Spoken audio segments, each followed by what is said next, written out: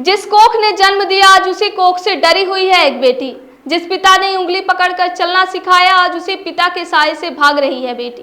Rewa SP कार्यालय की दहलीज आज एक ऐसी बेबस बेटी की गवाह बनी है जिसकी आंखों में काजल नहीं बल्कि कत्ल होने का खौफ तैर रहा है। शान की वेदी पर चढ़ती एक बेटी की बगावत। मामला किसी फिल्म का नहीं, हमारे अपने रीवा शहर का है। आज एक बेटी अपने ही पिता के खिलाफ, अपने ही घर वालों के खिलाफ आज आई है रीवा के एसपी कार्यालय में और मांग कर रही है कि साहब मेरी रक्षा कीजिए, मेरी सुरक्षा कीजिए, किसी और से नहीं बल्कि मेरे घर वालों से कीजिए, क्योंकि इन्होंने प्रेम विवाह किया था और अब ये कह रही हैं कि इनकी जान को खतरा है। क्या है पूरा मामला जान लो। तो यहाँ क्यों आई हैं? अधीक्षक कार्यालय आप आई हैं, क्यों आई हैं? यहाँ मैं अपने घर वालों से ही अपने पति की सुरक्षा की है। क्या हो गया है? क्यों सुरक्षा की क्या जरूरत पड़ी? हमने प्रेम विवाह किया है जिसको उन्होंने स्वीकार नहीं किया है। अब वो हमें मारने की कोशिश कर रहे हैं। कौन धमकी देते हैं? मेरे घर वाले। कौन? पापा, भाई? पापा क्या बोलते हैं? वो मेरी मिसिंग कंप्लेन लिखाए हैं रीवा में ही, मैया थाना में, और ढूंढवा रहे हैं हमें कि हम मिल जाएं, और सुनने में आ रहा है कि हमें धमकियां भी दे रहे कि एक बार मिल जाएंगे तो हम उन्हें मरवा देंगे। और गुनाह सिर्फ इतना है कि एक बेटी ने बालिग होने के नाते अपनी जिंदगी का फैसला खुद लेने की हिमाकत कर दी।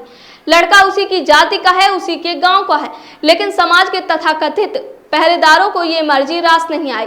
जैसे ही घर वालों को पता चला, सबसे पहले उसका कॉलेज छुड़ा दिया गया, उसके सपनों को घर के अंधेरे के कोनों में कैद कर दिया गया, मोबाइल छीन लिया गया, संपर्क काट दिए गए और उसे घर में नजरबंद कर दिया गया।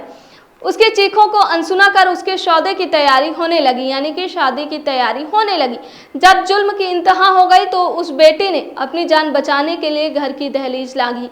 घर वालों को बताया नहीं आपने? मैंने इन्हें पसंद बताया था, उन्होंने बोला ये नहीं हो सकता है। उन्होंने मेरी इसके कारण फ़ोन वगैरह छीन लिया, पढ़ाई बंद कर दी, बोले सिर्फ पेपर देने जाओगे, वो भी जब हम लेके जाएंगे तब। और मेरी शादी भी मेरे मन के ज़बरदस्ती करना चाहते थे, ढूंढ रहे थे कि करो, इमोशनल ब्लैकमेल करते थे। करनी ही पड़ेगी। तो इनके घर वाले क्या रेडी हैं आपके पति के? सब आपको मान सम्मान भी तो है, एक्सेप्ट कर लिया है? अभी तो नहीं है, अभी तो इनके घर वाले भी थोड़ा डरे हुए हैं कि मेरे बेटे को कुछ हो ना जाए, लेकिन वो बोली थी कि अगर एक बार लड़की आ जाएगी तो मैं एक्सेप्ट करूँगी। भोपाल के आर्य समाज मंदिर में अपने प्रेमी के साथ 7 फेरे लेकर वो कानूनन पत्नी तो बन गई, लेकिन उसके अपने ही घर वाले जल्लाद बन बैठे। जैसे ही शादी की खबर लगी तो उसे जान से मारने की धमकियां दी जाने लगी।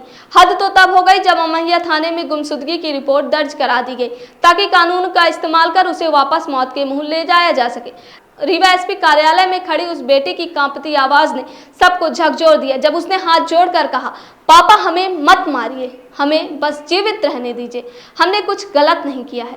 आज पूरा विंध्य क्षेत्र पूछ रहा है, क्या एक ही बिरादरी में प्यार करना भी अब ऑनर किलिंग का सबब बनेगा? क्या प्रशासन इन 2 मासूमों को वो सुरक्षा दे पाएगा जिसकी गुहार लेकर वो साहब की चौखट पर आए हैं? हम इस बेटे की पहचान गुप्त रख रहे हैं क्योंकि उसके पिता की झूठी शान की तलवार उसकी गर्दन पर लटक रही है। साहब ये सिर्फ एक न्यूज नहीं है, ये 2 जिंदगियों की आखिरी उम्मीद है। प्रशासन जागे इससे पहले कि बहुत देर हो जाए। श्रवण कुमारी senior secondary school Chirhula Rewa, जहां इस समय चालू है फ्री एडमिशन। जल्दी आएं और अपने बच्चों के बेहतर भविष्य के लिए एडमिशन करवाएं। नर्सरी से 12वीं तक